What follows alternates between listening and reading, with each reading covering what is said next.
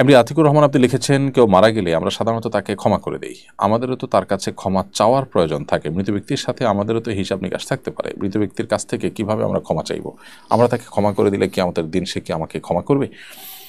কাউকে ক্ষমা করলে সেটা একটা ইবাদত, সেটা একটা নেকামল। কিন্তু আপনি ক্ষমা করে দিলেই যে সে ক্ষমা করে দিবে, ব্যাপারটা সেরকম না।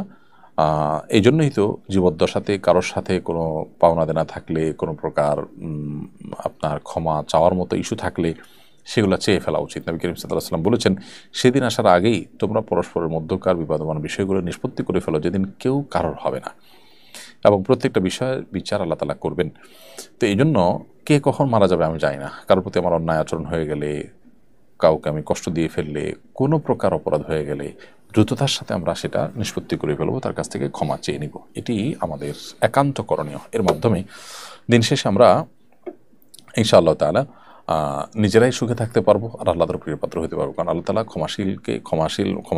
ক্ষমাকারী মানুষকে যেমন ভালোবাসেন, তেমনিভাবে আল্লাহ তাআলা তওবাকারীকে ভালোবাসেন। যিনি পাপ করে, ভুল করে সাথে সাথে প্রায়শ্চিত্ত করেন, সেই মানুষটাকে তিনি পছন্দ করেন। এই জন্য কারোর কাছে কোনো পাওনা দেনার ব্যাপার থাকলে, কারোর হক নষ্ট করার ব্যাপার থাকলে তার জীবদ্দশাতে ক্ষমা চেয়ে নেওয়া উচিত। আল্লাহ না করেন তিনি মারা গেলেন, আপনি ক্ষমা নিতে পারলেন না, তাহলে বিষয়টা ঝুলন্ত হয়ে গেল। তবে হ্যাঁ, আপনি যদি আল্লাহ তাআলাকে এত বেশি সন্তুষ্ট করেন ইবাদত বন্দেগী ইত্যাদির মাধ্যমে, যে আপনার সর্বোচ্চ দিয়ে আপনি আল্লাহকে সন্তুষ্ট করেছেন, তাহলে আশা করা যায় যে আল্লাহ রাব্বুল আলামিন হয়তো আপনাকে আপনার তার কাছ থেকে আল্লাহ তাআলা ক্ষমা পাইয়ে দেবে। বিভিন্ন হাদিস থেকে বোঝা যায় যে এরকম আল্লাহকে যারা খুব বেশি সন্তুষ্ট করতে পেরেছেন, এই মানুষগুলো দুনিয়া থেকে যাওয়ার পর তাদের যে হক, তাদের যে অধিকার, এই অধিকার যাদের কাছে রয়ে গেছে, অর্থাৎ যাদের অধিকার তার কাছে রয়ে গেছে, সেই মানুষগুলোকে আল্লাহ তাআলা তার প্রতি সন্তুষ্ট করে দিবেন। ধরুন, একজনকে আপনি একটা কটু কথা বলেছেন, কিন্তু আপনি আল্লাহকে এত বেশি সন্তুষ্ট করে ফেলেছেন যে আল্লাহ তাআলা আপনার প্রতি পরিপূর্ণ সন্তুষ্ট। তাহলে আপনার মৃত্যুর পর